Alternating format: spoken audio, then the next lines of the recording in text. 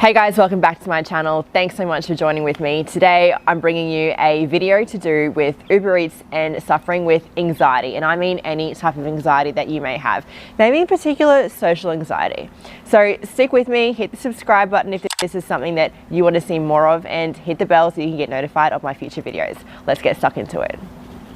So guys, there's many reasons you can get anxiety. It's either because you're an introvert or you just don't like talking to people in general, especially strangers. Whatever it is for you, I'm sure that doing Uber Eats will make you question whether your anxiety will be triggered, whether your anxiety will even play a huge role in doing Uber Eats. And I'm going to give you some valuable information that I hope you'll take away that will help you make a better decision to whether Uber Eats is good for you or whether the anxiety could get the best of you. There are a few things that can raise your anxiety, I'm not gonna lie. All right, so as we go along, I am gonna give you a few tips. I want you guys to write this all down. I'm not gonna say tip 1, tip 2, tip 3, but I'm just gonna throw in a few tips basically that I feel like this could help with your anxiety and help with the fact that you can control this situation. This is your job after all. This is like your money-making thing, whether it's your full-time job or whether it's your side hustle. You don't have to be scared and you don't have to be triggered. It is normal to be triggered, yes, but we can minimize these, and this is why my video is going to help you. Dealing with anxiety and delivering food, it may seem like a very complex matter. I mean, you've got to deal with people, you've got to communicate with them back and forth sometimes. I mean, not all the time, sometimes, because they might have the wrong address. And we've talked about the wrong address, guys. If you have the wrong address to the customer's place, I want you to click this video right here. That will help you out as well. Don't need to suffer anxiety for that, I got you. So basically, the contact is minimal. I'm talking, 1 or 2 minutes tops at the restaurant, not even a minute, not even 30 seconds at your customer's door. So, social anxiety, we're talking about that. You don't want to talk to people, let alone strangers. Talk yourself up, first tip. I want you to manifest good vibes before you go out delivering. So I'm talking, talk yourself up like you would talk your friend or your child or someone that you know that this person can do it. And if this person just really set their mind to it, they'd be great.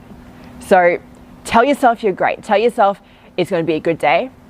You're going to have no problems. Everyone is going to leave you good ratings because you're a good driver, you're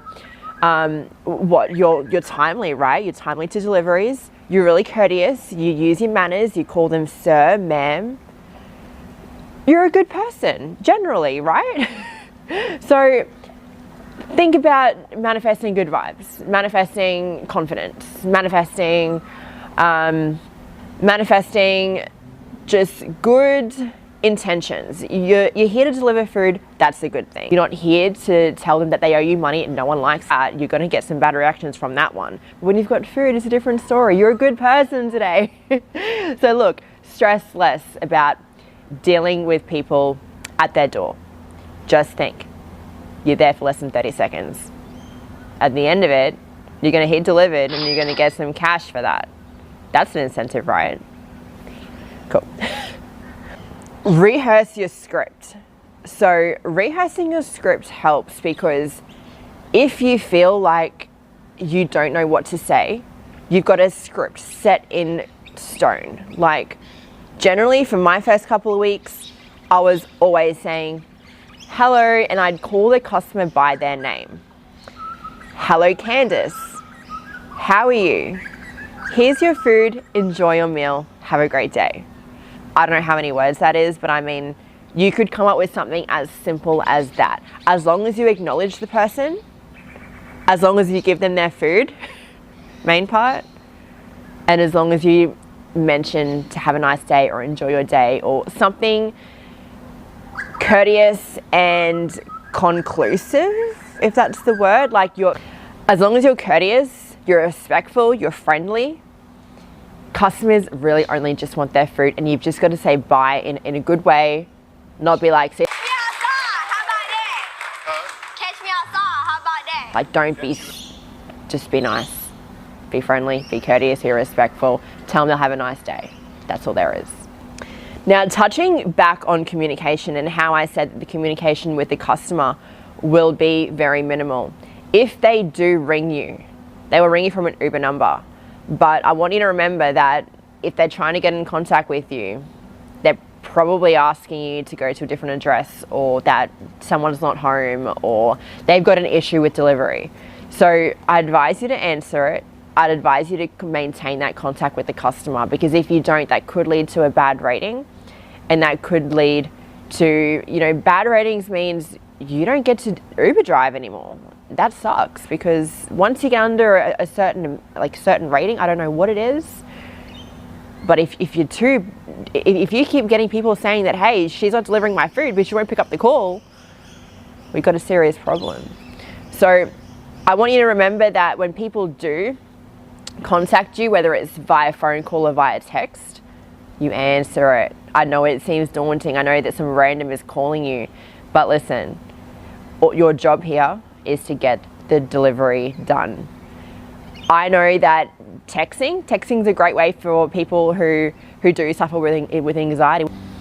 I know that people that suffer with anxiety won't answer the phone, and that's okay. You don't have to answer the phone either. In fact, you know what? Uber advised the customer that, hey, look, your driver could be driving, so don't be alarmed if they don't answer the phone. You can text. There's an option for there. It's actually in-app option.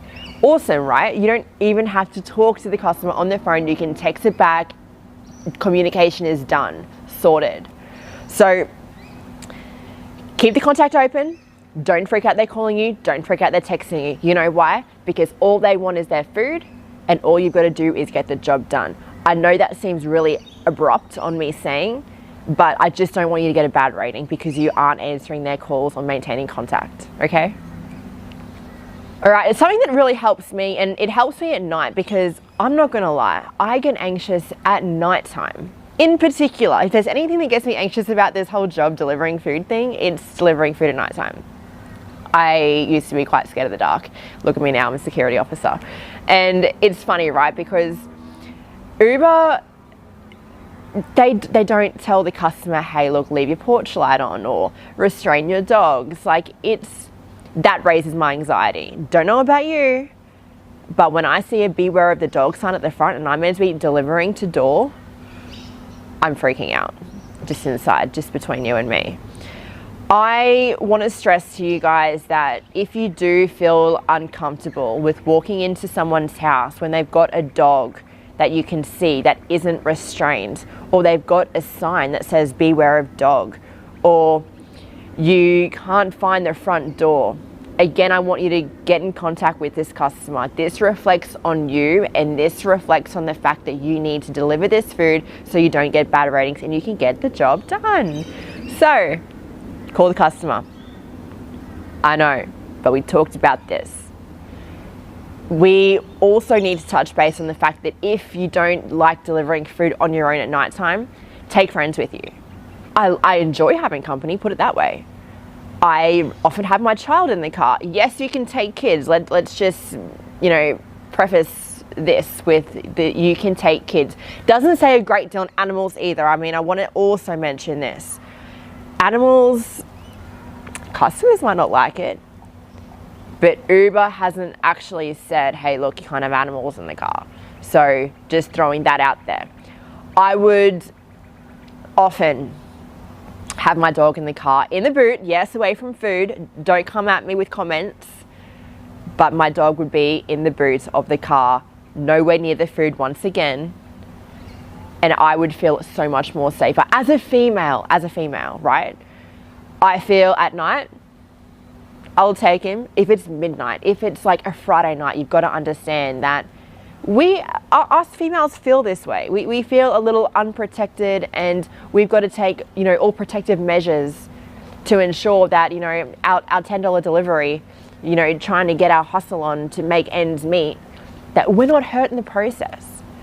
So take friends, take animals. I don't know how I feel about saying, giving you advice like that, but I'm just saying that I've done it, and I'm not going to be judgmental on anyone who does do the same, because I use it as a protective measure.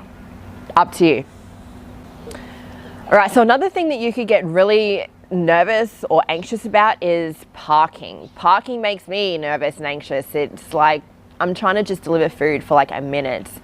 And again, we talked about this doesn't take long to deliver food, but you just got to find somewhere to park. I mean, that is an Uber driver's struggle and it can make you anxious. So I guess staying away from maybe the city. If you live in the city, there's minimal parking. Anywhere there's minimal parking, try and avoid, because that again can trigger you. That again can make you feel like you don't even want to do this delivery in the first place. And it's hard on you, I know.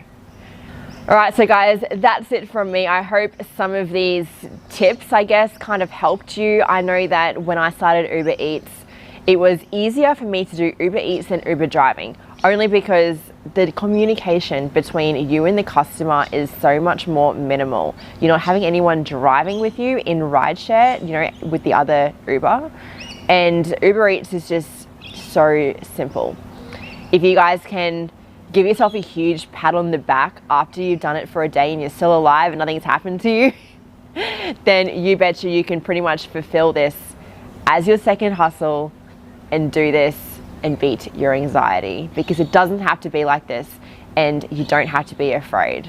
So leave me a comment below if this did help you. Leave me a comment below also if there's anything that you would like me to do a video on in the future. And remember that if you are thinking, and I mean you're really thinking about doing Uber Eats, this is something that, you know, you thought, right, Marion has mentioned all these things, I might actually do it. Then I want you to use my referral code. That will give you a bonus. It will also give me a bonus, and you will find that in the link below. Use that, do X amount of trips, and you will get paid anywhere from $100 to $500, depending on how many trips and the reward that Uber is offering you in person.